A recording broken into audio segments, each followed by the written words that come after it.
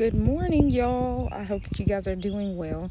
So, I was studying my Bible and I actually went and read a commentary on this particular passage because it's something that you've probably read 1,000 times and I've read 1,000 times, but I really just never looked into it.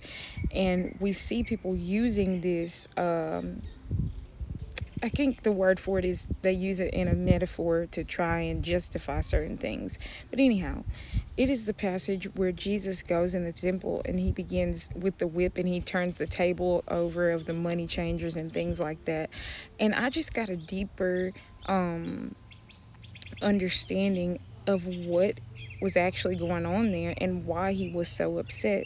So y'all, this particular place in the temple was actually the place where Gentiles, which is everybody who was and who is not a Jew, this was the place where Gentiles were allowed to come and worship.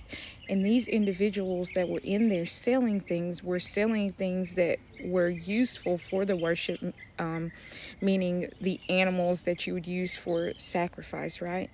And so what they were doing was not wrong. It's just about the way they were doing it and where they were doing it. See, what they should have been doing is they should have set up shop outside of that particular area, allowing the people to get what they need and then go to that designated place. But instead, they were in the place.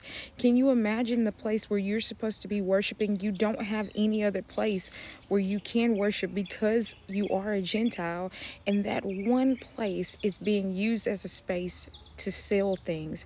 And not only were they selling things, but they were exploiting people. They were overcharging them. It was just a mess in the place that is supposed to be considered worship. This is why Jesus was so upset and why he turned the tables over. And then it got me thinking about us today and how we do church and how sometimes we genuinely do lack that reverence, and we can, if we're not careful, hinder the very people that God's trying to reach because we are not properly handling the space that God has given for us to come and worship him. Like, wow.